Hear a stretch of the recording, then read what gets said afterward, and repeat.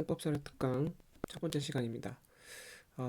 지금 문제는 일단은 변호사 시험 기출 문제나 혹은 진도법인에 적당한 문제가 없으면 사법 시험 기출로 진행을 할 건데요.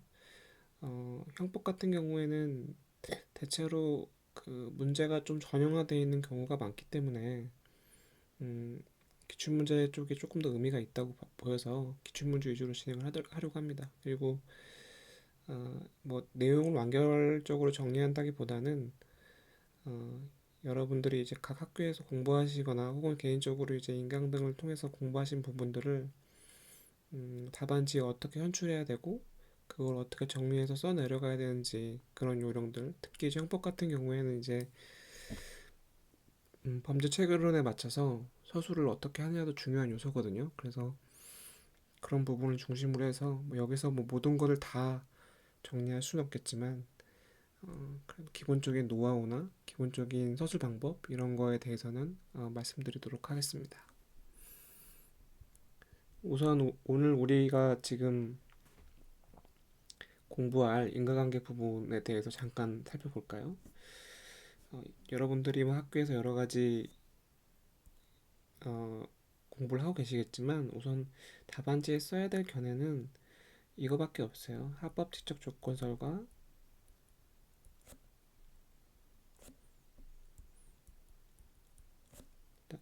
이거하고 이제 어, 자연과학적인 인과관계가 있는 합법적 조건설과 그 행위가 이제 결과에 귀속되는 관점에서 보는 객관적 귀속 이론들이 있죠. 이 견해가 이제 주로 이제 답안지에 써야 될 주요 내용이 되겠고요. 음, 이거에 더해서 이 판례를 서술해 주셔야 되는데 판례는 이제 상당 인과관계설이죠.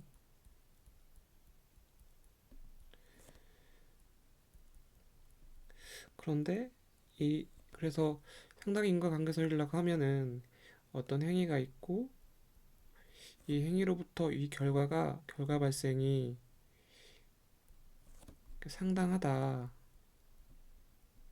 혹은 개연성이 있다 이러면 이제 인과관계를 인정하는 견해인데 사실 합법적 조건설하고 객관적 기속 이론에 따른 여러 가지 이론들이 있잖아요. 여러분이 공부하셔서 알겠지만 근데 구체적 사안에서 보면은 상당 인과관계설을 취한다고 하는 판례의 태도들이 이 객관적 기속의 이론들을 구체적인 사안에서는 많이 받아들이고 있습니다. 그래서 여러분들이 이제 여러 가지 이론을 통해 익힌 그런 객관적 기속의 이론들이 판례에 어떻게 반영돼서 실제 판례가 어떻게 나왔느냐 그걸 이제 이해하시는 게 일차적으로 중요하고요. 실제로 답안을 서술할 때도 문제가 나오면 우선 객관적 기속의 관점에서 일차적으로 한번 그걸 판단하고 거기에 해당되는 판례도 같이 서술해주는 이런 스타일로 답안을 작성하시면 되겠습니다. 어, 객관적 기속 이론에 대해서 그래서 간단히 살펴보면 여러분들이 여러 가지 굉장히 많은 이론들이 있지만 우선 지배 가능성 이론이라는 게 있죠.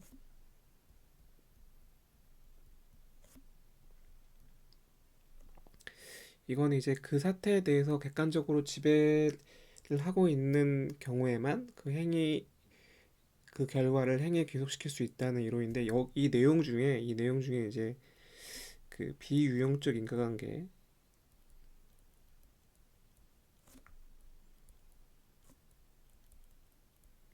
특히 이제 그 병원에 이 행위에 의해서 다쳤는데 그 행위에 의해서 이제 병원에 가다가 앰뷸런스가 교통사고가 나서 사망해 버렸다거나 혹은 그 환자의 특이체질로 인해서 사망했다거나 이런 경우에는 그 결과를 애견할 수 없기 때문에 할 수 없어서 객관적 기속이 부정된다. 그래서 기속이 부정된다.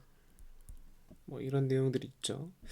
근데 이제 판례 같은 경우에는 상당 인과관계설인데 판례는 이제 대체로 어떤 행위하고 결과가 있는데 여기 이제 어떤 행위가 뭐 개입됐다 이거죠. 개입된 경우에 그러니까 이른바 이제 비유형적 인과관계 같은 사안에서 그 그러한 행위 그런 행위가 그러니까 어, 어떤 사실이 개입되어 그것이 직접적인 원인이 됐다 하더라도 그것이 통상 예견할 수 있는 것이면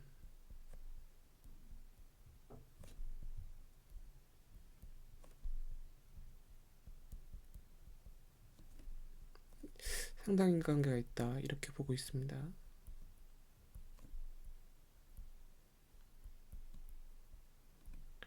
그러니까 통상 예견할 수 있다라는 관점은 사실은 엄밀히 따지면 어, 뭐 상당인과 관계설에서 본질적으로 나오는 개념이라고 보기 힘들거든요. 그래서 어떤 행위가 에 의해서 결과가 발생했는데 그 사이에 어떤 행위가 개입되었다 이럴 때 그 개입되는 행위 그 사실 자체가 통상적으로 예견할 수 있는 것이면 그러면은 인과관계가 있다 이렇게 보는 판례 태도는 어떻게 보면 뭐 지배가능성 이론의 관점은 조금 받아들인 게 아닌가 뭐 개인적으로 이렇게 생각할 수도 있어요.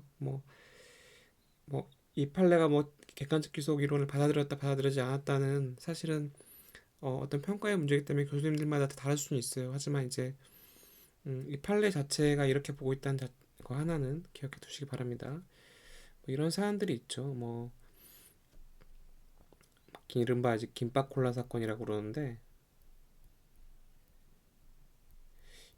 이 피해자가 이제 원래 그 어, 자상을 입고 입원을 했죠. 입원을 했는데 원래는 죽을 만한 상태는 아니었는데 사망을 했습니다.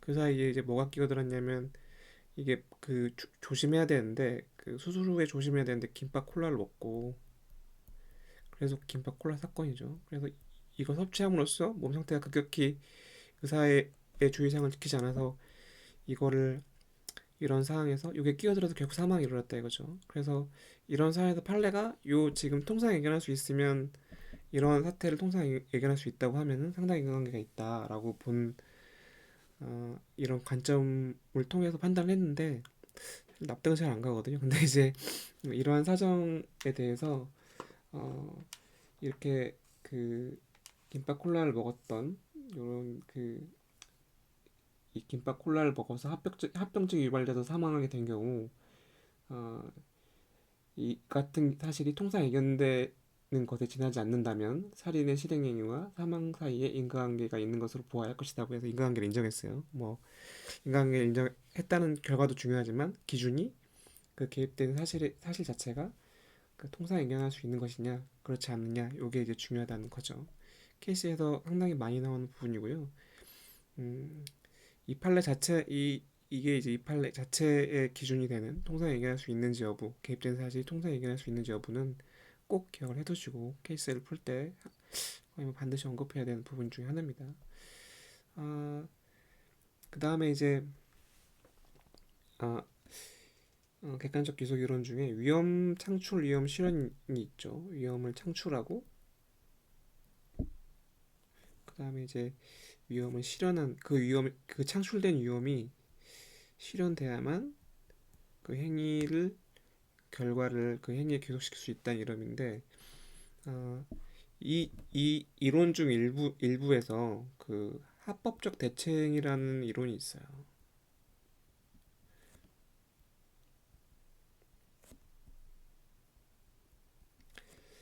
이건 뭐냐면 이제 어, 설사 이 행위자가 어떤 위법 행위를 했는데 그로 인해 결과가 발생했는데 이 사람이 실제 그 행위 대신에 합법적으로 그 과실을 범하지 않았다 하더라도 그러한 행위가 일어났을 것이 확실하다고 하면은 그런 경우에는 결과로 기속시킬 수 없다. 그러니까 이걸 이제 다른 용어로 이제 적법적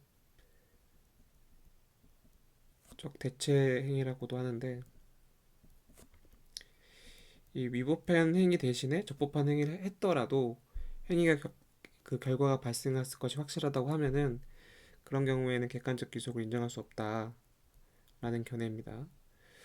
그런데 이제 이 적법적 대처행위를 한 경우에 결과의 발생이 조금 그럴 했더라도 적법적 행위를 했더라 하더라도 결과가 발생할 가능성이 있다 혹은 개연성이 있다. 그러니까 확실한 수준은 아니고 어, 적법적 행위를 했다 하더라도 행위가 발생할 수도 있겠다 이런 판단이 되는 경우, 그러니까 좀 애매한 경우, 좀 확실한 수준은 아니지만 음, 가능성이나 개연성이 있는 경우에는 견해가 대립합니다. 그래서 이런 경우에는 확실하지 않으니까 무죄로 봐야 된다는 무죄 추정설이 있는 거고요. 하지만 이제 그러한 이유 때문에 그러한 위법 행위로 인해서 결과 발생의 위험이 증가했기 때문에 어, 이 경우엔 객관적 기소를 인정해야 되는 게 위험 증대설이라는 견해가 있어요. 이 중에도 이제 이 부분에 대한 판례는 사실은 뭐 이거에 가깝다고 하고 있는데 그래서 결론은 이제 결국에는 가능성만 있는 경우에도 객관적 기소를 좀 인정하기 힘들다 이런 쪽으로 가게 됩니다. 여기에 대한 판례 같은 경우에 어, 이제 트럭이 이제 길거리에 지나가다가 그 중앙선을 조금 넘어서 갔는데 그, 그 조금 넘어서 이제 오던 자전거가 이제 거기에 이제 휩쓸려 가지고 가서 그 사망한 사건이 있거든요. 근데 이제 그 중앙선을 넘었다는 그 과실하고 결과 사이에 인과관계, 사망이라는 결과 사이에 인과관계가 있는지 여부에 관련해 가지고 정상 차선으로 갔다 하더라도 정상 차선으로 운전했다 하더라도 이때 그 결과가 발생할 가능성이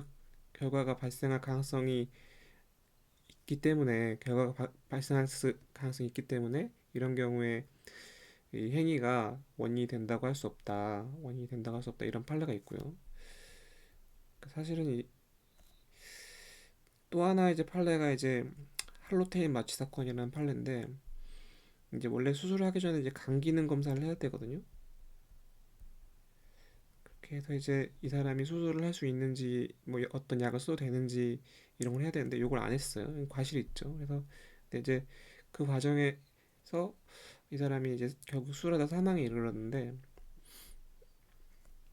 판례가 뭐라고 그랬냐면 이 검사를 했더라면 사망하지 않았을 것이다. 요거 입증되어야만 요걸 객관적으로 귀속시킬 수 있다. 이렇게 봤어요. 그러니까 이 아까 그 무죄 추정설하고 위험 중대설적인 견해 대입에 가까운 판례는 사실 이거죠. 이거는 이제 어, 결과 발생이 정상 차선으로 운전했어도 결과 발생이 일어나기 확실하다. 그래서 원인 객관적 귀속되지 않는다. 이렇게 본 거고 이거는 좀 이제 가능성, 그러니까 이건 입증을 해야 된다 이렇게 봤기 때문에 검사 측에서 강기능 검사를 했으면 사망하지 않았을 거다. 이걸 입증해야 된다 이렇게 봤기 때문에 어, 확실히 무죄 추정설에 가까운 태도를 취하고 있죠. 이 두 가지 판례가 이제 주로 케이스에서 문제되고 이럴 때 이제 합법적 대체행위 이론을 써주면서 판례 결과 판례 결과가 이런 이론하고 일치함을 케이스에서 드러내주는 게 음, 주된 포인트라고 할 수 있겠어요. 그 다음에 이제 또 하나 이제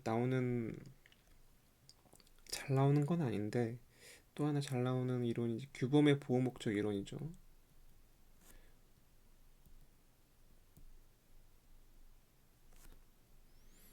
이 이론은 이제 위험이 창출되고 실현됐다 이거죠. 근데 이제 그 행위를 방지하는 게 그 사안에서 적용되는 규범에 보호 목적이 되느냐 안 되느냐, 보호 목적 안에 있느냐 이런 이제 논의. 만약에 그 보호 목적에 들어가지 않는다면 객관적 귀속이 인정되지 않는다 이건데 이런 말은 무슨 말인지 하나도 모르겠죠. 근데 이제 이 사안이 이제 뭐 어떤 사안이 있냐면 이것도 판례 사안인데 이제 자동차가 충돌하는데 그림 못 그려 죄송합니다. 이렇게 있는데 이 세대가 있다고 치면은 이 추돌을 할 때 이제 이 뒷차가 와서 이 차를 충돌을 해서 이걸로 이제 밀려가지고 이렇게 충돌한 사안이에요. 근데 이제 그러니까 이 사람은 잘못이 확실히 있는데 이 두 번째 차에서 본인은 잘못이 없죠. 근데 이제 이 사람의 잘못은 뭐겠어요?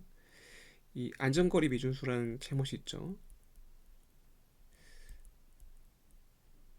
근데 이 과실하고 발생한 결과 사이에 인과관계가 있는지 문제됐어요. 근데 이제 여기에 대해서 판례가 이 지금 안전거리 미준수하고 요 결과 사이에는 인과관계가 있다고 할 수 없다. 이런 판례가 있습니다.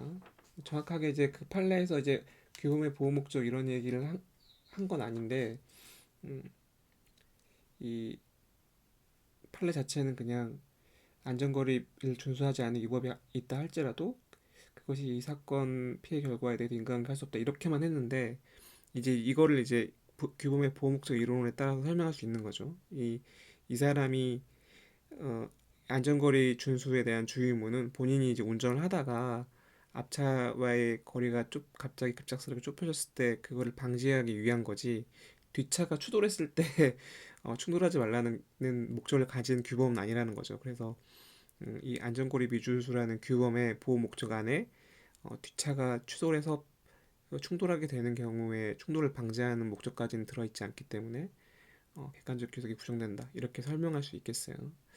어, 이제 뭐 이거 말고도 이제 또 하나 있는 게 이제 연탄가스 사건이라고 이른바 연탄가스 사건이라는 게 있는데 어, 그러니까 연탄가스 중독자가 그 이 연탄가스를 들여 마시고 그리고 병원에 갔어요. 들여 마시고 병원에 갔는데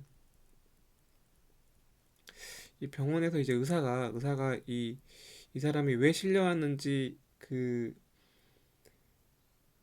요양 방법 치료한 의사가 이 병명을 알려주지 않은 거예요. 왜 왔는지 알려주지 않았어요. 이건 과실은 맞죠. 과실은 맞는데 그래서 이 사람이 다시 집에 가서 연탄가스를 마시고 사망했습니다. 네.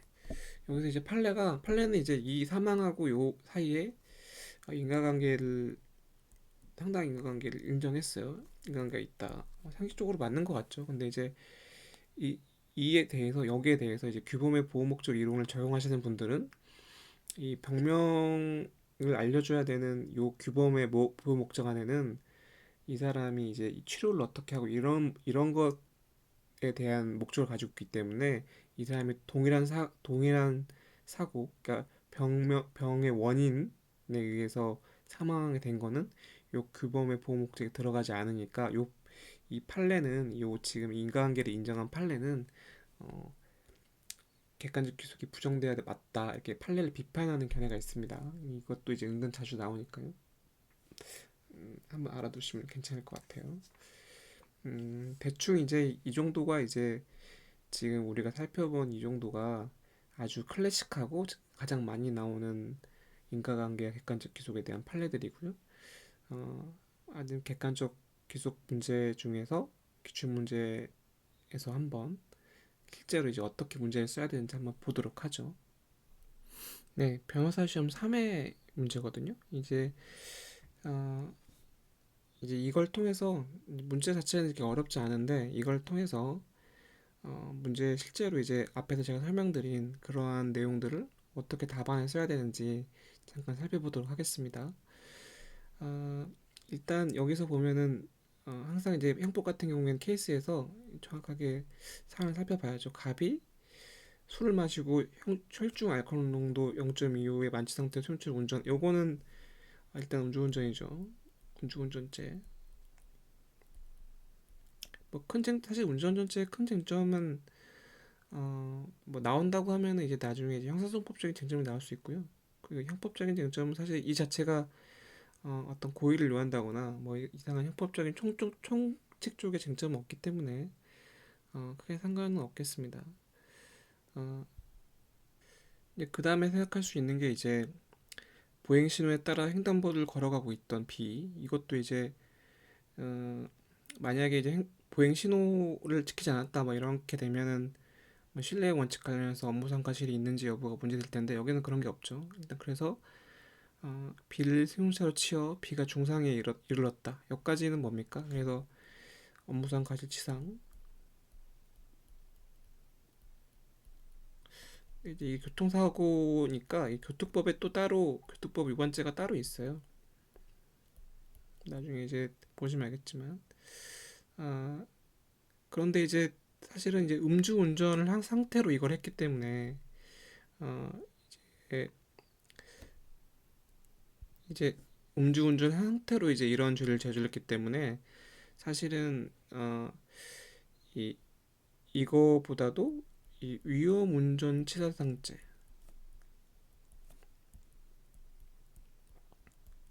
이렇게 되는 거죠. 그러니까 그냥 이제 운전을 하다가 엄부상 가실 사람 치면은 엄부상 과실치상인데 음주운전 한 상태에서 그래서 사람을 치게 되면 이 위험운전 치사상죄 이건 특가법에 있거든요. 특정 특정범죄 가중처벌 등에 관한 법률에 있는데 그래서 이게 지금 문제가 될 수 있을 것 같고 그러니까 여기서 이제 문제에서 만취 상태라고 돼 있잖아요. 만취 상태라고 돼 있으니까 일단 그 위험운전 치사상죄에 있는 구속 요건에 해당될 여지가 좀 있죠. 그래서 일단은 이거가 되는 것 같다라는 눈치가 있어야 되고요.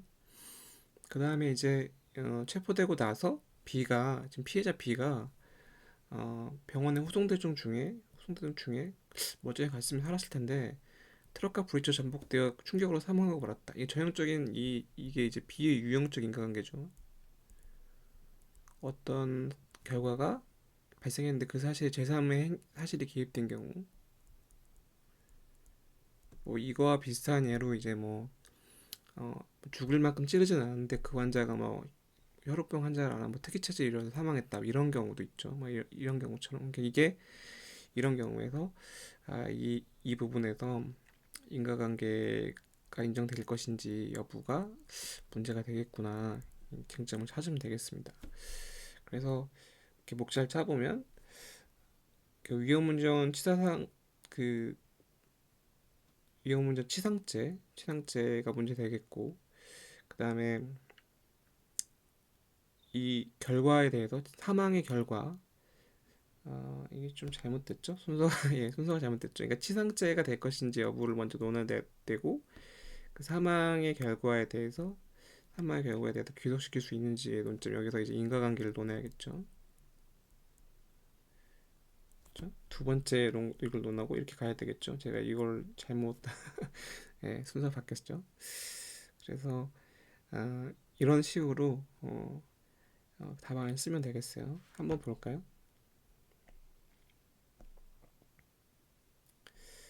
뭐 그러니까 논점의 정리를 쓸 때는 보통 이제 어, 저는 항상 강조하는 게 그냥 너무 논점 정리를 잘 쓰려고 하지 말고 그냥 그 목차를 잡아놓은 그 목차를 키워드로 해서 대충 써라고 이렇게 그렇게 말씀드리거든요. 그래서 그냥 뭐 여기서 하나에서 위험운전 치사상죄하고 위험운전 치사죄 관련해서 인과관계가 객관적 교속이 문제인데 이 정도만 써도 되는데 이제 앞에서 이제 말씀드렸다시피 이제 음주운전죄도 성립을 하잖아요. 이제 그런 게 있으면 이제 앞에서 이제 이런 걸로 나 아니까 이거 알고 있다 이런 거 한 줄 써주면 이제 그래 뭐 너 잘 알고 있구나 이렇게 되겠죠. 그래서 이런 걸 이제 음주운전죄가 성립한다는 것 자체도 여기 때 이제 딱히 쟁점은 없지만 그걸로 따로 이제 목차를 잡아 쓰기 좀 애매할 때 이럴 때 이제 논점의 정리나 이제 문제 제기 서술 이런 거 쓰면서 이렇게 한번 간략하게 언급하는 것도 이제 그 답안 스킬의 기술입니다. 예. 그 관련해서 이제 본격적으로 들어가면 아까 말씀드린 대로 위험운전 치사상죄가 성립할 텐데 그러니까 만취 상태에 있었다고 하는 것이 위험운전 치사상죄 구속요건에 해당되는지 여부를 이제 판단해 주면 되겠죠. 실제로 이제 여기서는 여러분들이 아직 안 배웠기 때문에 이 부분에 대해서는 이제 형법 강론의 영역이죠. 형법 강론의 영역이고 형법 총론을 할 때는 이제 이 부분을 잘 배우지는 않는데 어, 항상 이제 문제를 풀 때는 그 해당 범죄의 구속요건, 법률에 규정된 그 구속요건에 해당되는지 여부를 제일 먼저 논해야 돼요. 그래서 여기서도 이 위험운전 치상죄에서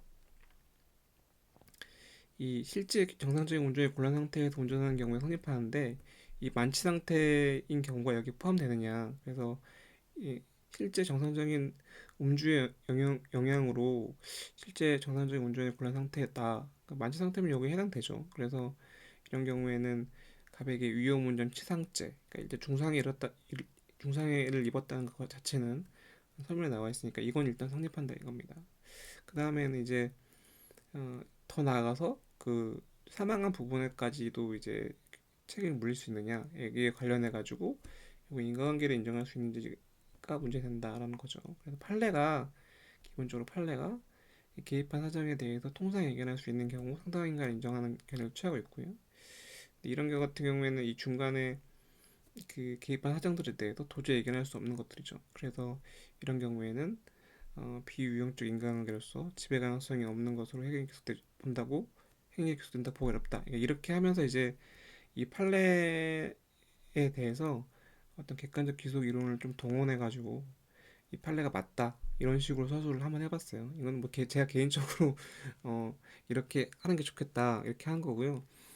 이 순서를 바꿔도 되죠. 바꿔서 객관적 기속 이론에 따르면 이런 경우에는 객관적 기속이 인정되기 어렵다라고 하고 판례 태도에 따라서도 판례가 이렇게 보고 있기 때문에 인과관계를 인정하기 어렵다 이렇게 봐도 되겠습니다. 그래서 어, 이 사안 같은 경우에는 이제 어, 치사가 아니라 치상만 성립하는 게 되겠고 형법 같은 경우에 좀 팁을 드리면 마지막 사안의 검토는 이제 죄명을 쓰는데 그때 이제 이런 실체적 경합인지 상상적 경합인지 이런 것도 써주면 아, 답안에서 가점을 받을 수 있어요. 두 번째 문제는 올해 정말 따끈따끈한 문제죠. 아까 설명드린 그 트럭 사건이죠. 트럭 사건을 모티브로 해서 지금 이 출제된 문제예요. 그래서 그 의리 자신의 트럭을 운전하던 중에 이 운전하던 자전거와 측면 간격을 유지하지 아니한 채 H를 추월했는데 이 차박에 치여 사망했어요. 근데 이, 이 H가 만취 상태였기 때문에 자전거를 운전하던 얘가 만취 상태였기 때문에 충분히 측면 간격을 유지하였더라도 그러니까 이 합법적인 행위를 했더라도 사망의 경우가 발생할 것이 확실하다라고 했죠. 확실하다. 그래서 이 경우에도 그 교통사고 처리특례법 위반 업무상 과실치사의 죄가 성립하는지 여부를 논하시오라고 했죠. 뭐 이제 간단하게 이제 이런 경우에는 이제 그 늘 처음 아까도 설명드렸다시피 그 해당 범죄 법률상에 구성되어 있는 구성 요건에 해당되는지 여기서는 이제 업무상 과실치상이기 때문에 과실이 있는지 여부를 먼저 논해야겠죠. 그래서 측면 간격을 유지하지 않았다. 간격을 유지하지 않았다는 게 여기에 이제 해당되는지 여부를 논해야 될 것 같고 지금 이 합법적 대체적인 합법적인 행위를 했다 하더라도 죄가 발생한다는 게 나왔으니까 인과관계의 문제를 서술해야겠다. 뭐 이 정도 이제 쟁점을 찾으면 되겠죠. 그걸 통해서 이제 음, 사안을 해결하면 되겠습니다. 간단한 문제가 되겠고요. 뭐 앞에 설명드린 했지만 다시 한번 간략히 살펴보면 그러니까 이 간단하게 이제 이 문제점에 대한 과실, 인과관계 객관적 기소 이렇게 써주면 되고요. 사안 같은 경우에는 이제 과실의 의미에 대해서 객관적 주의임을 위반하는 것을 말하는데 어, 교통 도로교통법에 이제 그런 의무들이 있다 이거죠. 필요한 거를 확보해야 된다는 이런 의무가 있다.